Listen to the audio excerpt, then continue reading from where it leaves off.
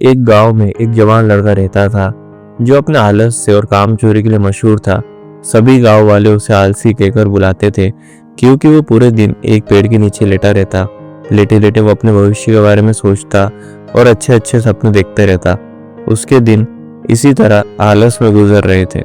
लेकिन एक दिन उस गांव में एक साधु आए जो अगले 3 दिनों तक गांव में ही ठहरने वाले थे। वो दिन भर लोगों से चंदा लेते, उन्हें उपदेश देते और रात को गांव के बाहर बने मंदिर में विश्राम करते। साधु जब भी दान लाने जाते और रात को लौटते तो हर बार उस लड़के को उसी पेड़ के नीचे लेटा हुआ पाते। साधु 2 दिनों तक ये सब देखते रहे और समझ गए कि यह लड़का मानसिक रूप से आलस्य का शिकार है। तीसरे दिन जब वो वापस लौट रहे थे तो वे उस लड़के के पास गए जो अब भी उसी पेड़ के नीचे लेटा हुआ था। साधु ने उससे कहा, बेटा, मेरे पास तुम्हारे लिए एक काम है। मैं चाहता हूँ कि तुम उस पहाड़ी की चोटी तक जाओ और वहां से मेरे लिए एक पंख लेकर आओ। लड़के ने लेटे लेटे ही सिर घुमाकर पहाड़ी की ओर देखा, फिर साधु की तरफ देखा और हंसते हुए कहा, यह असंभव है। मैं उस पहाड़ी के ऊपर तक नहीं जा सकता। मैं बहुत आलसी हूँ। साधु मुस्कुराते हुए बोले, अरे, मुझे जिस पंख की तलाश है वो तो इस पहाड़ी की चोटी पर भी नहीं मिलेगा। वो तो इस पहाड़ी की दूसरी तरफ तक एक गुफा में मिलेगा, जहां पहुंचने के लिए पहले पहाड़ी की चोटी तक चढ़ना होगा, फिर नीचे उतरना होगा। लेकिन वो कोई साधारण पंख नहीं है।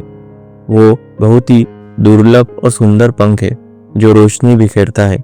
साधु की बातों से लड़के के अंदर उत्साह भर गया।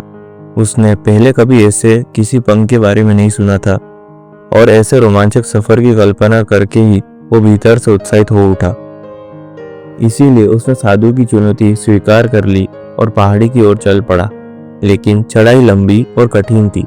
जल्द ही उसका शरीर थकने लगा, सांसें फूलने लगी और शरीर से पसीना बहने लगा। लेकिन फिर भी उसने चलना जारी रखा। जैसे जैसे वो ऊपर चढ़ता गया, उसे भीतर से एक अजीब सी खुशी महसूस होने लगी जो उसने पहले कभी महसूस नहीं की थी। आखिरकार कड़ी मेहनत और लंबी कोशिशों के बाद जब वो पहाड़ी की चोटी पर पहुंचा तो पूरी तरह थक चुका था, लेकिन वो बहुत खुश था। उसके अंदर आत्मसंतुष्टि की भावना थी। उसके चेहरे पर एक योद्धा जैसी मुस्कान थी, जैसे उसने कोई युद्ध जीत लिया हो। फिर उसने पहाड़ी की चोटी से नीचे देखा।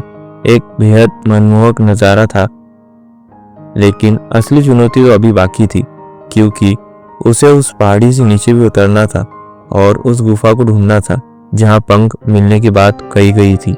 नीचे उतरना बहुत ही ज्यादा मुश्किल और खतरनाक था, क्योंकि ढलान बहुत ही गहरी थी। चढ़ाई के समय वो कई बार लड़खड़ाया और गिरा भी था, तो उस डर ने उसे घेर लिया। लेकिन साधु से किया हुआ वादा उसे लगातार आगे बढ़ने के लिए प्रेरित करता रहा। काफी खोजबीन, मशक्कत और मेहनत के बाद जब वो गुफा तक पहुंचा तो उसने देखा कि पंख वहीं पड़ा हुआ था, जो ऊपर की एक बड़ी सुराख से आती रोशनी में चमक रहा था। उसने पंख को उठाया और उसकी सुंदरता में खो गया। काफी देर तक वो पंख को निहारता रहा, लेकिन फिर अचानक उसे याद आया कि उसे वापस भी जाना है। उसने अपनी हालत देखी। वो पूरी तरह थक चुका था। अब उसे चिंता होने लगी कि वो पहाड़ पर दोबारा कैसे चढ़ेगा और वो पंख साधु तक कैसे पहुंचाएगा।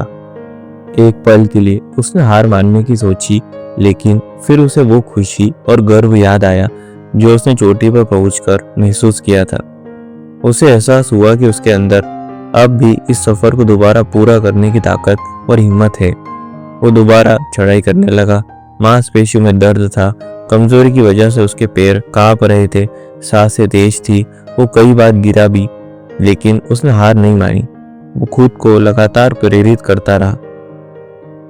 अथक मेहनत और कई घंटों की कोशिशों के बाद जब वो वापस साधु के पास पहुंचा और उनके हाथों में वो पंख रखा तो उसकी खुशी का कोई ठिकाना नहीं था। उसने महसूस किया कि आज उसने अपने आलस पर विजय पा ली है और उसने सचमुच कुछ बड़ा हासिल किया है। उसके चेहरे पर जो खुशी और संतोष था, उसे देखकर साधु मुस्कुराए और बोले, बहुत अच्छा मेरे बच्चे, आज तुमने जीवन का एक बहुत ही महत्वपूर्ण सबक सीखा है। आलस्य कोई ऐसी चीज नहीं है जिसे स्वीकार कर लिया जाए, बल्कि ये एक चुनौती है, एक बाधा है जिसे पार करना होता है। और उसे पार करने के लिए पहला कदम उठाना जरूरी होता है। अपने लक्ष्य की ओर बढ़ना ही होगा और तब तक चलते रहना होगा जब तक तुम अपनी मंजिल को हासिल ना कर लो। लड़के ने साधु की शब्दों की गहराई को समझते हुए सिर हिला दिया। उसे आज एहसास हुआ कि वो हमेशा से ही बड़ी और महान चीजें करने में सक्षम था, लेकिन उसका आलस्य उसे रोकता रहा। अब वो जान चुका था उसमें किसी भी रुकावट को पार करने की ताकत और आत्मबल है। इसके बाद साधु ने उसे आशीर्वाद दिया और गांव से चले गए। कहानी की सीख, कभी कभी हमारा लक्ष्य हमें असंभव लगता है, लेकिन जब हम उसकी ओर पहला कदम बढ़ाते हैं तो हमें खुद के अंदर छिपी ऐसी ताकत और हिम्मत का एहसास होता है जिसके बारे में हमें पहले कभी पता नहीं होता।